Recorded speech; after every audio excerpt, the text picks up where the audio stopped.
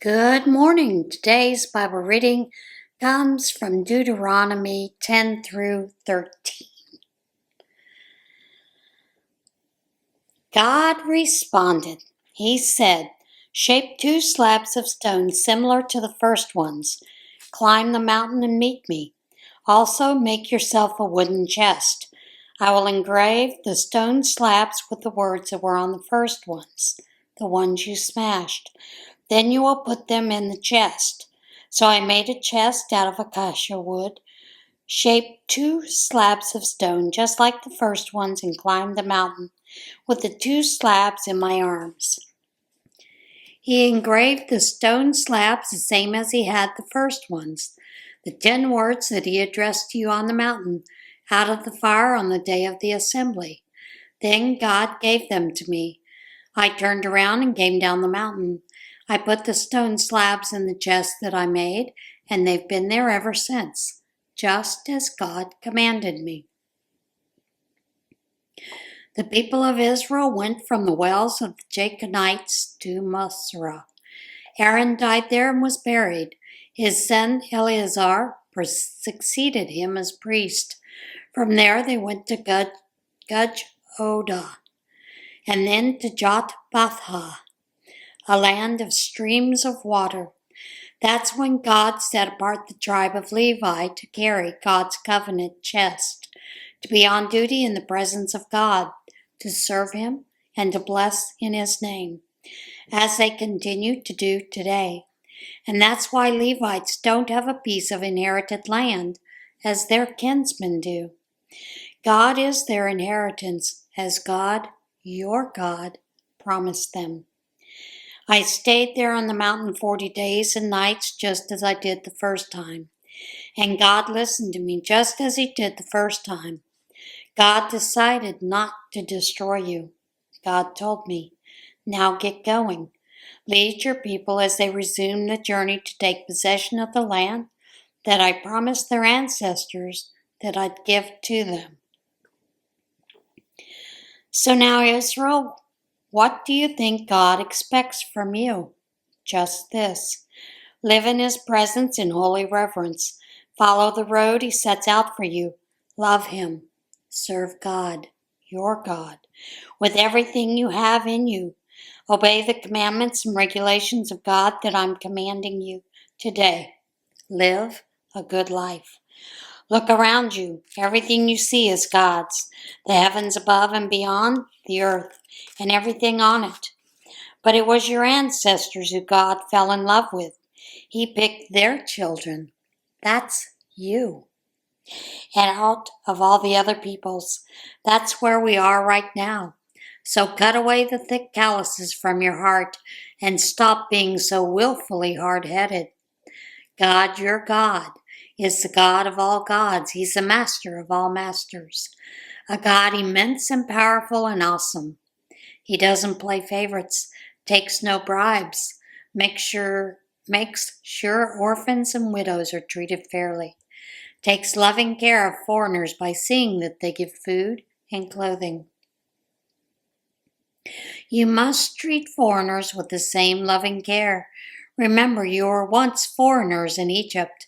Reverently respect God, your God. Serve him. Hold tight to him.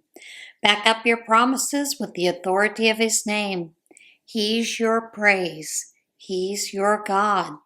He did all these staggering things that you saw with your own eyes. When your ancestors entered Egypt, they numbered a mere 70 souls. And now look at you. You look more like the stars in the night skies in number. And your God did it. So love God, your God. Guard well his rules and regulations. Obey his commandments for the rest of time. Today it's very clear that it isn't your children who are front and center here.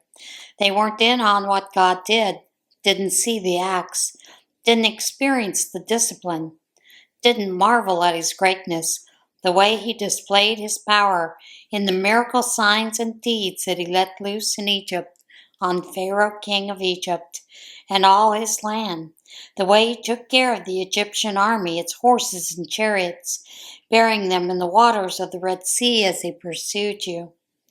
God drowned them, and you're standing here today, alive. Nor was it your children who saw how God took care of you in the wilderness, up until the time you arrived here. What he did to Dathan and Abiram, the sons of Eliab, son of Reuben, how the earth opened its jaws and swallowed them with their families, their tents, and everything around them, right out in the middle of Israel. Yes, it was you, your eyes, that saw every great thing that God did. So it's you who are in charge of keeping the entire commandment that I command you today, so that you'll have the strength to invade and possess the land that you are crossing the river to make your own. Your obedience will give you a long life on the soil that God promised to give your ancestors and their children, a land flowing with milk and honey. The land you are entering to take up ownership isn't like Egypt, the land you left, where you had to plant your own seed and water it yourselves as a vegetable garden. But the land you are about to cross the river and take for your own land, of mountains and valleys, it drinks water that rains from the sky. It's a land that God, your God, personally tends. He's the gardener. He alone keeps his eyes on it all year long. From now on, if you listen obediently to the commandments that I am commanding you today, love God, your God, and serve him with everything you have within you, he'll take charge of sending the rain at the right time, both autumn and spring rains, so that you'll be able to harvest your grain, your grapes, your olives. He'll make sure there's plenty of grass for your animals. You'll have plenty to eat. But be vigilant, lest you be seduced away and end up serving and worshiping other gods, and God erupts in anger and shuts down heaven so there's no rain and nothing grows in the field. And in no time at all, you're starved out, not a trace of you left on the good land that God is giving you. Place these words on your heart. Get them deep inside you. Tie them on your hands and foreheads as a reminder. Teach them to your children. Talk about them wherever you are, sitting at home or walking in the street. Talk about them from the time you get up in the morning until you fall into bed at night. Inscribe them on the doorposts and gates of your cities so that you'll live a long time and your children with you, on the soil that God promised to give your ancestors, for as long as there is a sky over the earth. That's right. If you diligently keep all this commandment that I command you to obey, love God, your God, do what he tells you, stick close to him, God on his part will drive out all these nations that stand in your way. Yes, he'll drive out nations much bigger and stronger than you. Every square inch on which you place your foot will be yours. Your borders will stretch from the wilderness to the mountains of Lebanon, from the Euphrates River to the Mediterranean Sea. No one will be able to stand in your way. Everywhere you go, God-sent fear and trembling will precede you, just as he promised. I've brought you today to the crossroads of blessing and curse. The blessing. If you listen obediently to the commandments of God, your God, which I command you today. The curse. If you don't pay attention to the commandments of God, your God, but leave the road that I command you today, following other gods of which you know nothing. Here's what comes next. When God, your God, brings you into the land you are going into to make your own, you are to give out the blessing from Mount Gerizim and the curse from Mount Ebal. After you cross the Jordan River, follow the road to the west, through Canaanite settlements in the valley, near Gilgal and the oaks of Morah. You are crossing the Jordan River to invade and take the land that God, your God, is giving you. Be vigilant. Observe all the regulations and rules I am setting before you today. These are the rules and regulations that you must diligently observe for as long as you live in this country that God, the God of your fathers, has given you to possess. Ruthlessly demolish all the sacred shrines where the nations that you're driving out worship their gods, wherever you find them on hills or mountains or in groves of green trees. Tear apart their altars, smash their phallic pillars, burn their sex and religion Asherah shrines, break up their carved gods, obliterate the names of those God sites. Stay clear of those places. Don't let what went on there contaminate the worship of God, your God. Instead, find the site that God, your God, will choose and mark it with his name as a common center for all the tribes of Israel. Assemble there. Bring to that place your absolution offerings and sacrifices, your tithes and tribute offerings, your vow offerings, your free will offerings, and the firstborn of your herds and flocks. Feast there in the presence of God, your God. Celebrate everything that you and your families have accomplished under the blessing of God, your God. Don't continue doing things the way we're doing them at present, each of us doing as we wish. Until now, you haven't arrived at the goal, the resting place, the inheritance that God, your God, is giving you. But the minute you cross the Jordan River and settle into the land God, your God is enabling you to inherit, he'll give you rest from all your surrounding enemies. You'll be able to settle down and live in safety. From then on, at the place that God, your God, chooses to mark with his name as a place where you can meet him, bring everything that I command you, your absolution offerings and sacrifices, tithes and tribute offerings, and the best of your vow offerings that you vow to God. Celebrate there in the presence of God, your God, you and your sons and daughters, your servants and maids. Include the Levite living in your neighborhood because he has no place of his own in your inheritance. Be extra careful. Don't offer your absolution offerings just any place that strikes your fancy. Offer your absolution offerings only in the place that God chooses in one of your tribal regions. There and only there are you to bring all that I command you.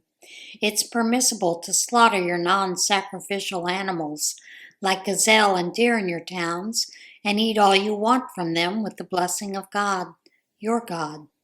Both the ritually clean and unclean may eat. But you may not eat the blood. Pour the blood out on the ground like water, nor may you eat there the tithe of your grain, new wine or olive oil, nor the firstborn of your herds and flocks, nor any of the vow offerings that you vow, nor your free will offerings and tribute offerings.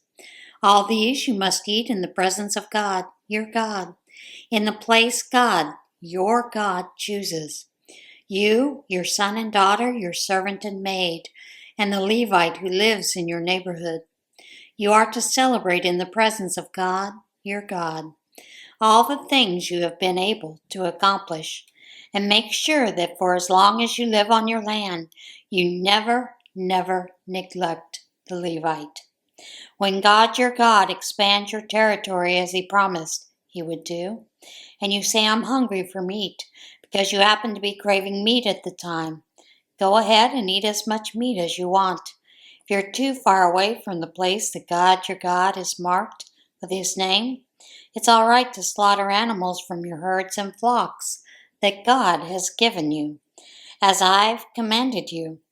In your own towns, you may eat as much of them as you want, just as the non-sacrificial animals, like the gazelle and deer, are eaten. You may eat them. The ritually unclean and clean may eat them at the same table. Only this, absolutely no blood. Don't eat the blood. Blood is life. Don't eat the life with the meat. Don't eat it. Pour it out on the ground like water. Don't eat it. Then you'll have a good life, you and your children after you. By all means, do the right thing in God's eyes. And this, lift high your holy offerings and your vow offerings and bring them to the place God designates. Sacrifice your absolution offerings, the meat and blood, on the altar of God, your God.